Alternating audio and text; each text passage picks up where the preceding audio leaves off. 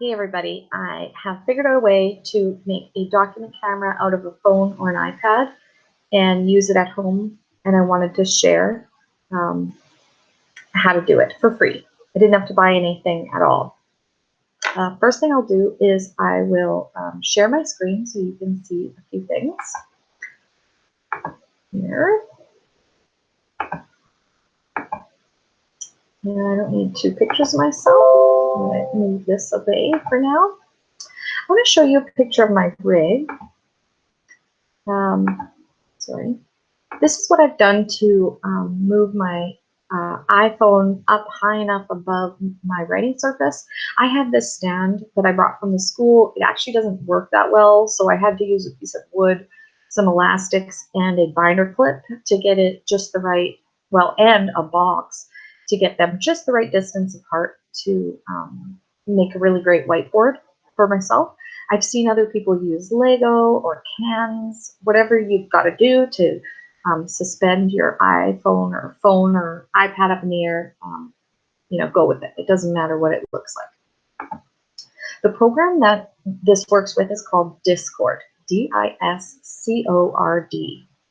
and free to download. So I downloaded two different accounts, one on the phone that I'm using and one on my PC.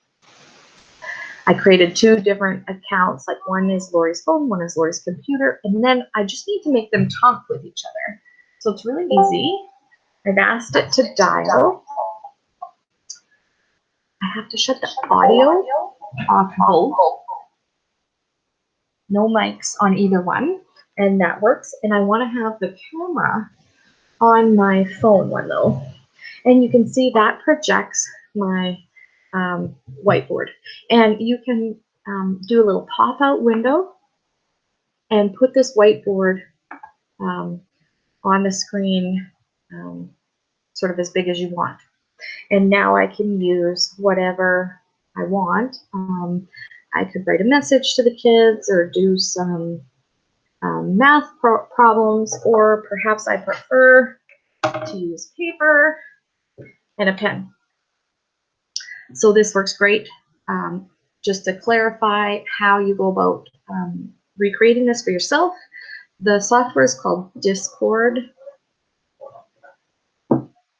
You're going to download two versions, one for your PC or Mac, whatever it is you're using as a computer, and then download your app. Whether you're using iOS or you're using Android. They are available online. Just Google Discord. You won't have any trouble finding it. Then in Discord, you're going to create two different accounts for free. So like I said, I made one that was Lori's phone. There's a number sign, and then you have to choose 4 digits. And there's one for, I made my second one, Lori's computer. And then same 4 digits. If you want to name your system after me, go ahead, or maybe put your own name in there. It's up to you. Now I use 2 separate emails for each of these accounts. I don't know if you need to do that, but I thought maybe you might have to, so I did right off the bat. So 2 separate accounts. It's really easy to open the app and make them friends. Do a search for this name with the 4 digits, and they'll link right away. And then you just have to push the button to get them to connect. And it's really easy. I'm pretty excited about this free workaround. I didn't want to have to start drawing with a mouse. I don't have a digital pen. So using pen and paper really made sense to me. And I really like that it's totally free. So I hope this works for you. Seems like a pretty good workaround, and happy teaching.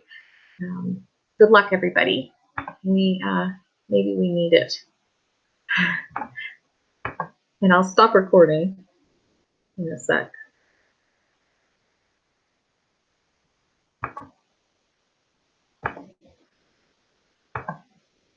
I hope it works for you.